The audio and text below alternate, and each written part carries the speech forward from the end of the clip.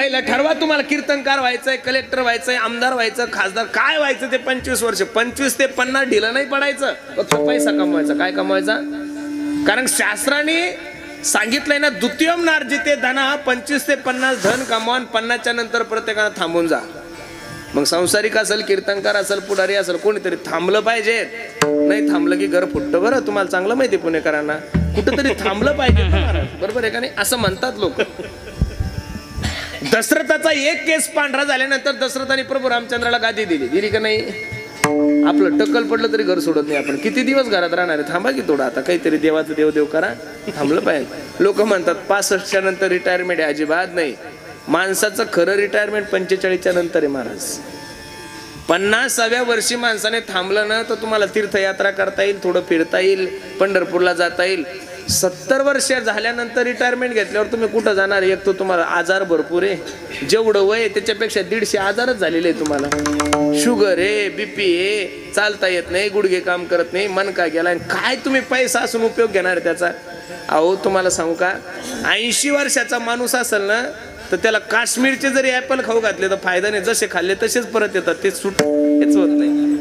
तुम्ही त्याला बदाम खाऊ घाला, काजू, अरे बदाम आणि काजू खाण्यासाठी वय तसं लागेल ना मला. जवळ हे सकळ सिद्ध आहे, हात चालावया पाय तव तू आपुले सोहित पाहे तीर्थयात्रे जाय चुकू नको. 500 कोटीचे मालक आहे तुम्ही, वय 80 वर्षे, आणि काय करणार त्या 500 कोटीला? नुसतं पाहणार आहे ना. जसं आजगर आहे तसेच तुम्ही दुसरं काय करणार आहे महाराज? एक तर त्यातले खरचता येत नाही, चांगली मोठी गाडी घेता येत नाही, गाडीत प्रवास होत नाही. म्हणजे जे आहे ते वयातच आहे. वय निघून गेल्यानंतर जीवनामध्ये काही होत. मग संसारातल्या गोष्टी जर वयात करावं लागतात तर परमार्थ म्हातारपणात कसं होईल? जवळ हे सकळ सिद्ध आहे, हात चालावया पाय तव तू आपले सोहित पाहे तीर्थयात्रे जाय चुकू नको. तरणा भाग्यवंत नटे हरी, म्हातारा भाग्यवंत म्हणलेच नाही तू कोबराय. तरणा भाग्यवंत नटे हरी कीर्तनात.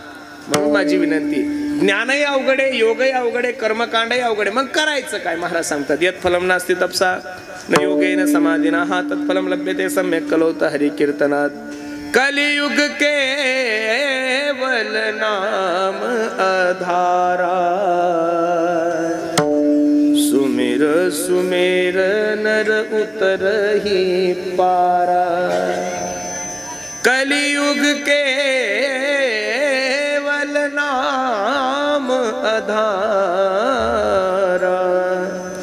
सुमिर सुमिर नर उतरहि पारा. कलियुग केवल नाम आधारा, सुमिर सुमिर नर उतरहि पारा. पहिलं प्रमाण मी तुम्हाला भागवतातलं दिलं 1, दुसरं प्रमाण मी तुम्हाला तुलसीदासचं दिलं 3, आणि तिसरं प्रमाण पहा. कलियुगा माझी करावे कलियुगा माझी करावे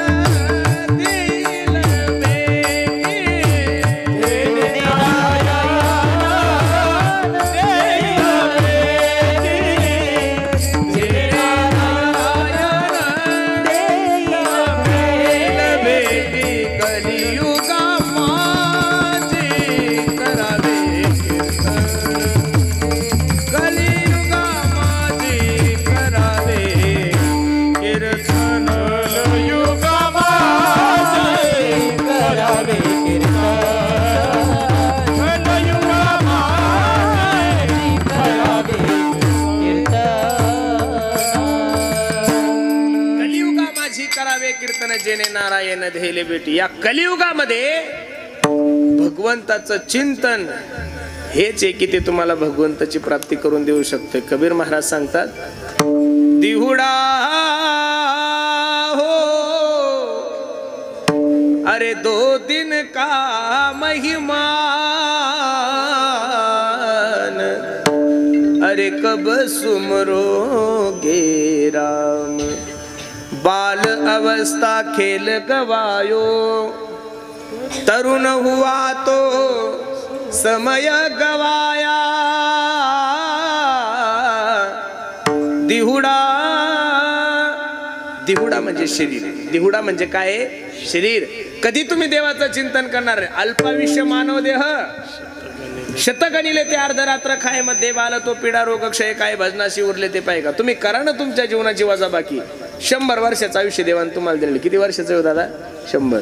त्यातले 50 तर तुम्ही झोपीतच घातले. खाली किती उरले हो? 50. हा 50 मधले 10 वर्ष बालपणात गेले. खाली किती उरले? 40 मधले 20 वर्ष शिक्षणात गेले. खाली किती उरले? आता शिक्षण झालं 3 वर्ष तर कोरोनातच गेले माणसाचे. खाली किती उरलं? आता 17 वर्षात तुम्ही काय काय करणार आहे? आमदार होणार आहे का सरपंच होणार आहे? गावात बंगला बांधणार आहे का लग्न करणार आहे? बरं, सर्व गोष्टीची गॅरंटी घेता येईल.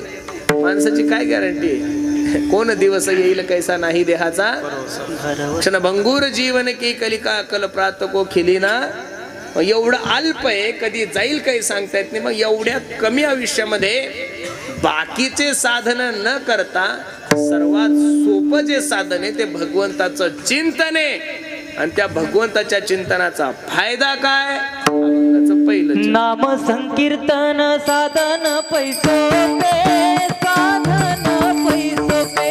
नाम संकीर्तन साधन पैसोपे, साधन पैसोपे.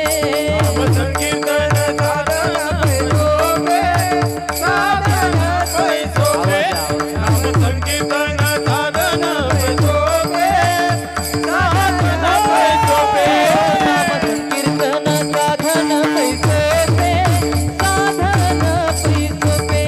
नाम संकीर्तन साधन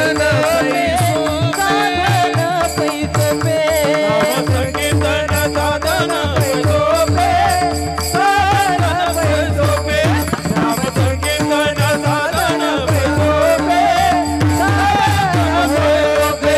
तिला पापे जन्मांतरीची, तिला पापे जन्मांतरीची, तिला पापे जन्मांतरीची, तिला पापे जन्मांतरीची. कलगती सायात जावे वनांतरा, जावे वनांतरा. कलगती सायात जावे वनांतरा, जावे वनांतरा. कलगती सायात जावे वनांतरा, कलगती सायात जावे वनांतरा, जावे वनांतरा. हे नाम संकीर्तन साधन पैसोपे, जळतिले पापे जन्मांतरीची. नाम संकीर्तन साधन पैसोपे, जळतिले पापे जन्मांतरीचे, जन्मांतरीचे.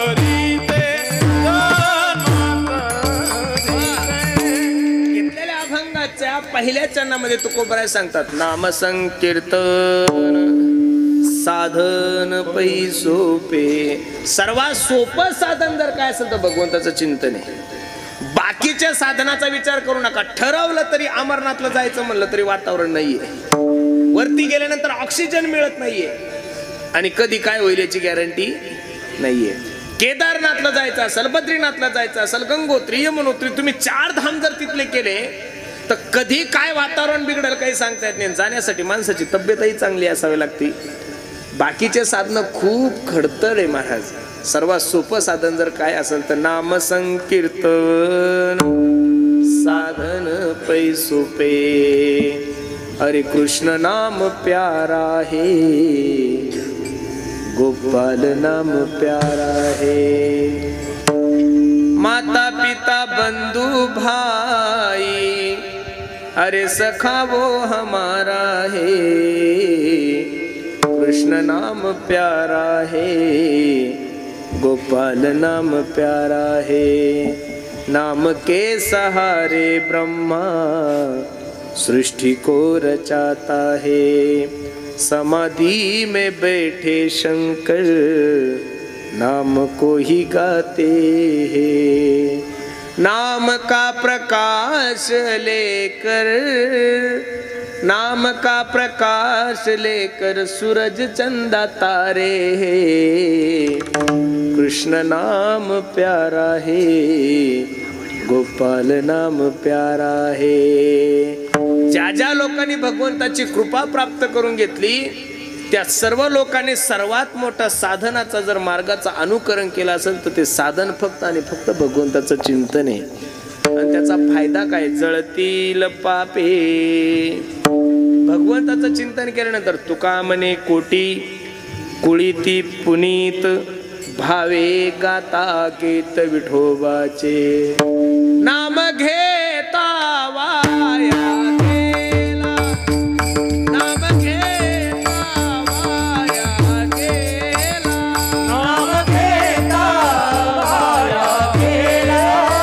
नाम घेता वाया गेला, नाम घेता वाया गेला, नाम घेता वाया गेला, नाम घेता वाया गेला, नाम घेता वाया गेला, नाम घेता वाया गेला। ऐसा कोणी ऐकेला, ऐसा कोणी ऐकेला, नाम घेता वाया गेला, नाम घेता वाया गेला।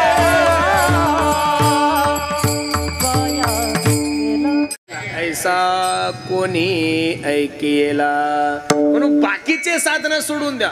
9 दिवस 2 टाइम जेवा, असं माझं मत नाही उपवासच करावं सर्वांनी। 2 टाइम जेवा, पण कमीत कमी 9 दिवसामध्ये कमीत कमी 11,000 वेळेस तरी देवाचं चिंतन करा, म्हणजे देवी मातेची कृपा तुमच्या जीवनामध्ये होईल। कमीत कमी 11 माळी तरी सकाळी उठल्यानंतर देवाचं चिंतन करा। तुमचा जो देव आहे त्याचं चिंतन करा। मी असं म्हणणारच नाही तुम्हाला या देवाचं करा ते देवाचं करा। आपलं असं झालेलं आहे, देवता जास्त आहे त्याच्यामुळे कोणाच्या मागं जाऊ हा मोठा प्रश्न आहे। बाकीच्या लोकांना पर्याय नाही त्याच्यामुळे ते एकच देवाच्या मागं आहे। मुस्लिम लोकांचा अल्लाह, मारवाडी लोकांचा सलान, आपला हल्ला गुल्हा आपला ताळाच करत नाही महाराज। वार बदलला की देव बदलणारी जाते आपली, असं नाहीये। माझं एकनिष्ठता खूप महत्वाची आहे। खरं सांगू का, तुम्हाला असं वाटतंय तुम्ही देवीच्या मागे लागली म्हणल्यावर देवीची कृपा होईल, अजिबात होणार नाही महाराज। वारकरी संप्रदायातले जेवढे काही संत महानुभव जन्माला आलेले आहे ना, त्यांनी एकनिष्ठतेनं फक्त आणि फक्त पांडुरंगाची सेवा केली। कोणाची सेवा केली? पांडुरंगाची सेवा केली, पंढरीनाथाची सेवा केली। आणि देवी माता कोणाची पत्नी हो? कोणाची? भगवंताची। मग खरं सांगा, सकल संतांना देवीची पूजा करायची गरजच पडली नाही। ते देवी मातेचं वर्णन जरी करत असेल तर त्यांना देवी सुद्धा पांडुरंग परमात्मा आहे। कुळीची ही कुळ देवी केली ठावी, बस देवी सुद्धा देवच मानत होते आणि देव सुद्धा देवीच मानत होते महाराज। तुकोबरायची भाषा पहा ना, एक एक विठाबाई, विठोबाला देवी जर म्हणायचं तर कोणाला? पांडुरंगाला। एक एक विठाबाई माझे पंढरीचे आई, भीमा आणि चंद्रभागा। तुम्ही तुमच्या ॲडजस्टनुसार देवीची पूजा करता। काही लोक म्हणतात महाराज देवीला आमचा नवस आहे। काय नवस आहे? कोकड्याचा नवस आहे, कोंबड्या? अजिबात नाही महाराज। साधू संतांनी सांगितलं काम क्रोध बकरा मारा, काम क्रोध बकरा मारा, पुजार खुमैनीच्या वरा, काम क्रोध बकरा मारा, काम क्रोध बकरा मारा. नाव देवीचं करतात आणि खातात लोक महाराज. महाराष्ट्रातली कोणतीच देवी नाही की तिनं आतापर्यंत बोकड्याचं काही मुंडकं खाल्लं, अजिबात नाही महाराज. बरं लोक म्हणतात महाराज आम्ही 2000चा बोकड्या कबूल केलाय. 5 करा ना, करण्याबद्दल आमचं काही मत नाही, पण 5000चा बोकड्या देण्यापेक्षा त्या देवस्थानाला 5000चे पत्र द्या ना. बोकड्याची काय गरज आहे देवीला? लोकांच्या पोटाची तळगी भरण्यासाठी लोकांनी काढलेला मधला पर्याय म्हणजे नवशी. विठ्ठल विठ्ठल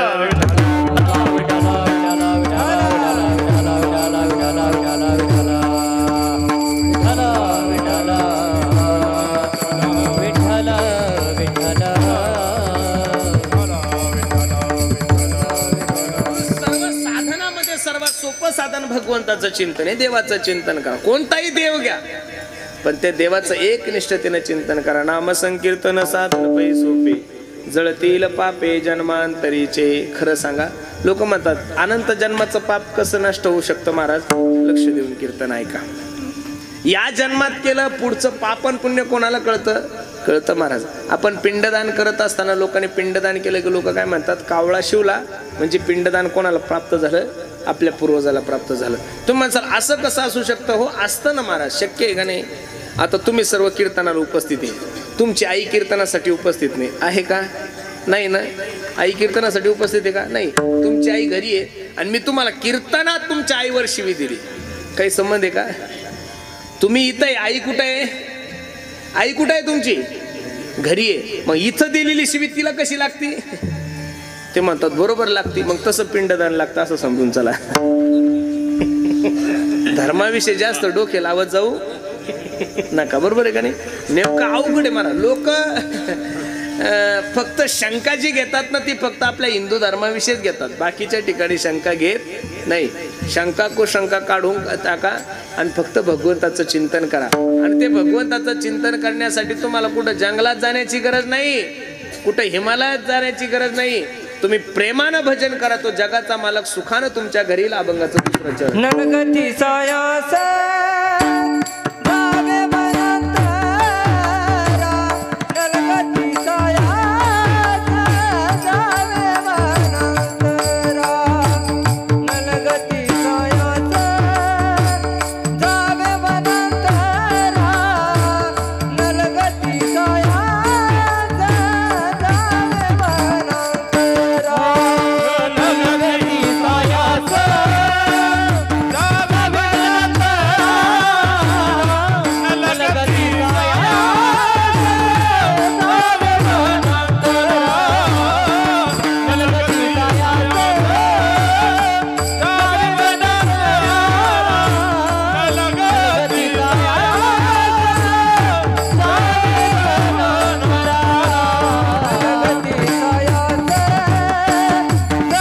वनांतरा, ननगती सायास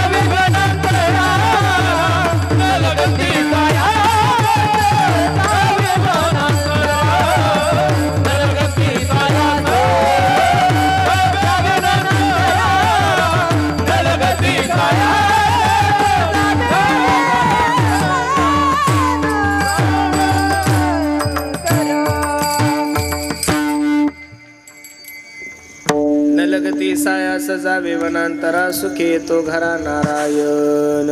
जाण्याची गरज नाही. अनेक संतांचे चरित्र मी तुम्हाला सांगू शकतो की देवाला त्यांना देवाकडे जाण्याची गरज नाही. मातंग ऋषीने शबरी आई साहेबाला सांगितलं होतं, शबरी तुझी सेवा पाहून मी प्रसन्न आहे, काळजी करू नको. जगाचा मालक प्रभू रामचंद्र भगवान परमात्मा तुला भेट देणार आहे. बस एवढंच ऐकलं. त्या दिवसापासून शबरी मातेने 14 वर्ष प्रभू रामचंद्राचं चिंतन केलं.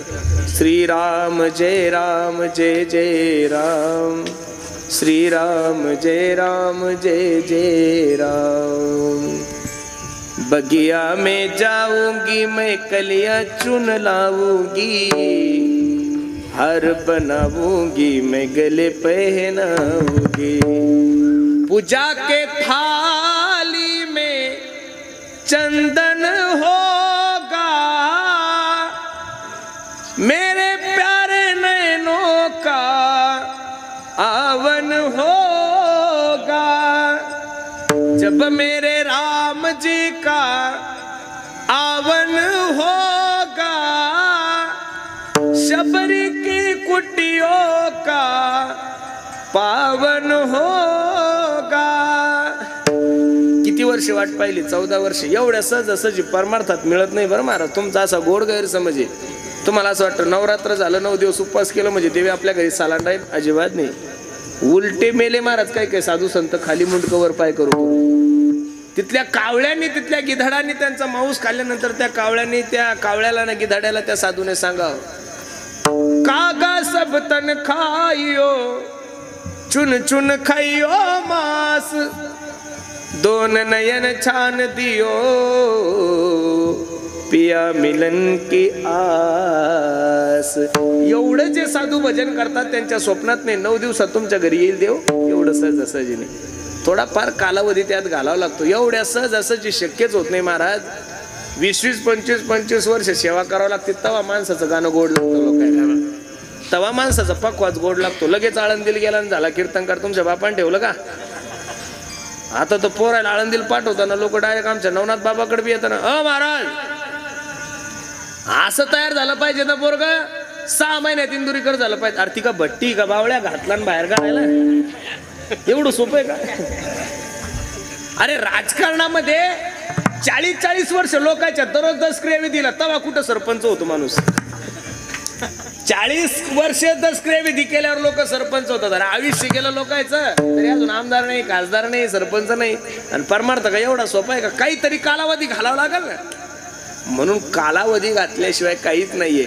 म्हणून सर्वांना माझी विनंती, थोडा वेळ देवाची वाट पहा. निश्चित माझा जगाचा मालक सुखे येतो घरा नारायण. पण त्यासाठी काय करा? ठाईच बैसोनी करा एक चित्त, आवडे अनंत आळवावा. हे 3 शब्द खूप महत्वाचे. आवडे, अनंत आणि आळवावा. आज आवडीने नाही चालू, सगळं सवडीनं चालू आहे महाराज. काय देवी पुढं गाणे म्हणतील काही सांगता येत नाही महाराज. अवघड झालेलं आहे हो. चांदन चांदन हे काही गाणं आहे का? कुठून चांगलंय. जे म्हणतात ते बिचारे भाग्यवान आहे. मी रात्री प्रवास करत होतो. मग आता प्रत्येक ठिकाणी डेकोरेशन चालू होते मन देवी मातेचे. एका ठिकाणी आमच्या ड्रायव्हरला झोप यायला लागली. म्हणलं थांबव बापा गाडी, तू चहा घे, तोंडावर पाणी मार थोडं. आणि नेमकं तिथं नवरात्रोत्सवाची तयारी चालू होती. मग पोरायनं गाणे लावले होते. काय गाणे, काय मेळे. मळ्याच्या मळ्यामध्ये कोण ग उभी. हे काय गाणं आहे का? हे गाणं आहे ना जुनं. मळ्याच्या मळ्यामध्ये त्याच्यावर चार लावली त्यानं.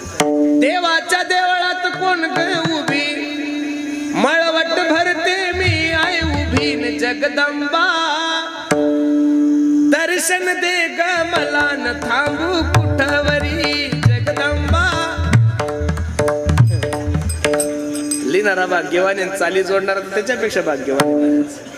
दोघायला नदी नेऊन आणलं पाहिजे. किती कठीण ताळा आहे. देवी मातेला कुठं म्हणायचं. नामदेव रायचे अभंग आहे का? त्याचे अभंग आहे किती गोड आहे. अनादि निर्गुण प्रगटली हवा, निर्गुण प्रगटली हवा, अनादि निर्गुण प्रगटली भवा, निर्गुण प्रगटली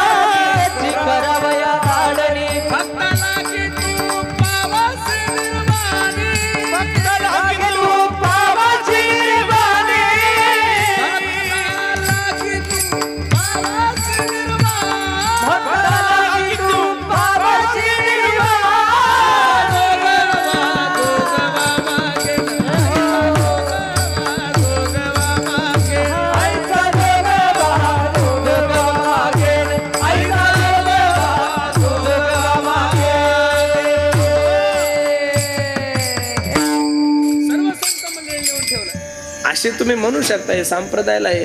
काही लोक म्हणतात तुम्ही हे म्हणा ते म्हणा, लोक खुश होण्यासाठी काही नका म्हणू. हे बाबा, लोक खुश होण्यासाठी काही म्हणू नका, देव खुश होण्यासाठी म्हणायचा प्रयत्न करा.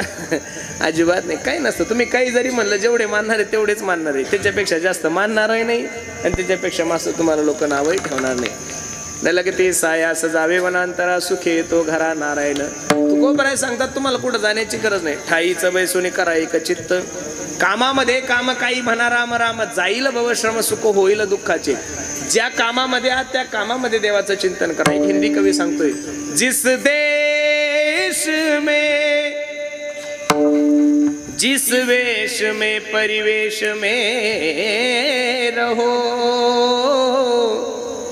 राधा रमन राधा रमन राधा रमन कहो. मुस्लिम धर्माचे माणसं जर एअरपोर्टला असेल आणि आजानाची वेळ झाली, नमाज पडायची वेळ झाली, तर ते हे नाही पाहत की इथं एअरपोर्ट आहे, इथं लोक काय म्हणतील, तिथं ते त्यांचं वस्त्र आथरतात आणि तिथं नमाज पडतात. बरोबर आहे का नाही? देवाचं चिंतन करण्यासाठी ठिकाणाची गरज नाहीये, देवाचं चिंतन करण्यासाठी वेळेची गरज नाहीये.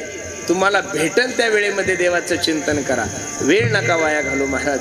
कुठं जाण्याची गरज नाहीये, आईचं बैसोनी करा एक चित्त, पण आवडे. कसं चिंतन करा? आवडे. तुम्ही सवडे देवाचं चिंतन करता, एक तरी बरं आहे, तुम्ही 7 ते 9 कीर्तन ठेवलं. नवना दादा खूप उपकार केले या देवस्थानानं. तुम्ही पुढच्या वर्षी अगोदर जेवण ठेवा, नंतर कीर्तन पहा, मग पहा 7 5 3 दशकांचा मेळा. टाळकरी धरून 10-12 सापडले तर नशीब कीर्तन करायचं, कारण जेवल्यानंतर लोक कीर्तनाला थांबत. आता बऱ्याचशा लोकांना कीर्तन ऐकायची इच्छा नाही, पण काय करणार, कीर्तनाशिवाय खायला भेटत नाही, त्यामुळे इच्छा जरी नसली तरी बसावंच लागतं ना. म्हणून शास्त्रामध्ये पहिलं ज्ञानदान आहे, नंतर अन्नदान आहे. अन्नदान अगोदर दिल्यानंतर नंतर झोपीचंच दान आहे. ज्ञानदानाचा काही विषय नाही. ठाईचं बैसोनी करा एक चित्त, आवडे अनंत आळवावा. देवाला आळवा महाराज. देवाला काय करा? आळवा. देवाला म्हणा, भेटी लागे जीवा लागली से आस, पाहे रात्रंदिवस वाट तुझी, भेटी लागे जीवा लागली से आस. देवाला तुम्ही करुणापर विनंती करा. दीन तैसी रजनी झाली वो माये, अवस्था लावूनी गेला अजूनी कने. पडिले दूर देसी मज आठवे मानसी, नको नको हा योग कष्ट होता ती जीवासी. दिन तैसी रजनी झाली वो माये. आळवावं लागल ना. लेकराला जर आईला बोलवायचं असेल तर लेकरू जोऱ्या जोऱ्यात रडतं, ए आई मला घे. पण आई एवढी हुशारी, आई त्याला मोबाईल देते, पोराला गोंग करते. अजिबात नाही. मोबाईल दिला तरी रडायचं, कॅडबरी दिली तरी रडायचं. आणि रडल्यानंतर आईला माहिती आहे याला मोबाईलची गरज नाही, याला कॅडबरीची गरज नाही, याला खेळण्याची गरज नाही, याला गरज कोणाची आहे? माझी. लगेच आई त्याला घेते, स्तनपान करते. तसं भक्ताने एवढा देवाचं चिंतन करायचं. मग त्याच्यामध्ये तुम्हाला पैसा दिला तरी त्याच्याकडे पाहायचं नाही, गाडी दिली तरी त्याच्याकडे पाहायचं नाही, कीर्तन दिलं तरी त्याच्याकडे पाहायचं नाही, तुमचं चॅनल मॉनिटाईज झालं अमोल तरी त्याच्याकडे बघायचं नाही. फक्त देवाची विनंती करायची. आणि देवाची विनंती करा महाराज, निश्चित आळवा त्याला जर आळवलं ना महाराज, तर निश्चित माझा जगाचा मालक तुमची संसार रूपी नौका पर्यंत नेल्याशिवाय राहणार नाही. जा त्याच्या समोर. हरे कृष्णा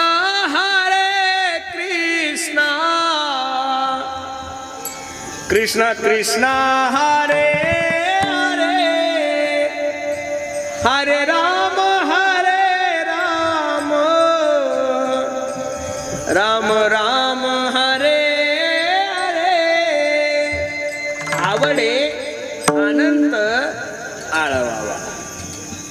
सवडीने आळवा. सवडीने आळवायचं. वेळ भेटल्यानंतर कीर्तनाला नका जात जाऊ, वेळ काढून कीर्तनाला जात जा. ठाईचं बैसोनी करा एक चित्त आवडे अनंत आळवावा. आणि मग कोणत्या देवाचं? रामकृष्ण हरी विठ्ठल केशवा मंत्र हा जपावा सर्व काळ. बाकीचे मंत्र का जपायचे नाही याचं कारण तुम्हाला सांगतो. ज्या वारकरी संप्रदायाचे तुम्ही पाईक आहात, ज्या वारकरी संप्रदायाचे तुम्ही अनुयायी आहात, त्या वारकरी संप्रदायाचे जगद्गुरु म्हणजे तुकोबराय. कोण आहे? तुकोबराय. आणि त्या तुकोबरायने सांगितलं, बाबाजी आपुले सांगितले मंत्र दिला रामकृष्ण हरी, मंत्र दिला रामकृष्ण हरी. बाबाजी आपुले सांगितले नाम मंत्र दिला रामकृष्ण हरी. रामकृष्ण हरी मंत्र दिला रामकृष्ण.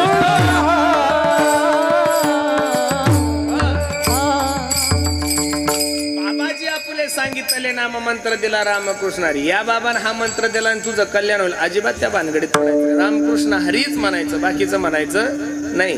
काही जरी झालं तर रामकृष्ण हरी, रामकृष्ण हरी, रामकृष्ण हरी आणि रामकृष्ण हरी. काय व्हायचं ते देव करणारच आहे. तुम्ही किती बी काही केलं तर जे होणार आहे ते होणारच आहे, आणि जे नाही होणार ते होणार नाही. तुम्ही ठरवून काहीच होत नाही. मग तुम्ही ठरवून होत नाही त्या अर्थी ठरवणारा दुसरा ठरलेला आहे. म्हणून रामकृष्ण हरी विठ्ठल केशवा मंत्र हा जपावा.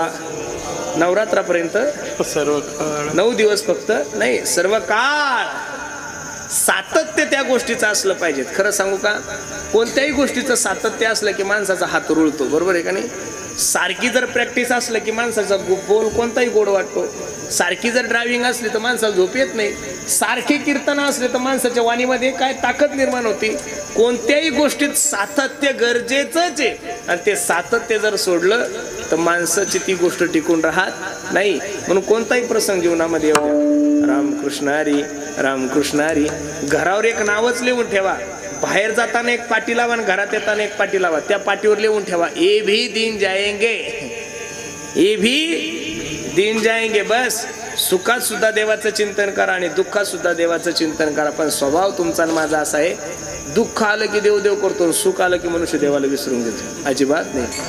सुख के माते सील पडे जो हरि हृदय से जाए, बलवारी वो दुःख दिजे जो पल पल नाम जपाए. दुःखामध्ये देवाचं चिंतन करा. विपदः संतुन शाश्वत तत्र तत्र जगद्गुरु भवतो दर्शने यशात पुनर्भव दर्शनम. कुंती मातेची देवाला मागणी, देवा माझ्या जीवनामध्ये दुःख दे. कारण कुंती माता सांगते, सुख भी तुम्हारा है, दुख भी तुम्हारा है, मानू किसे भगवान, दोनों तुम्हारे हैं. सुखामध्ये तर परके सुद्धा तुमचे होतात ना महाराज. सुख के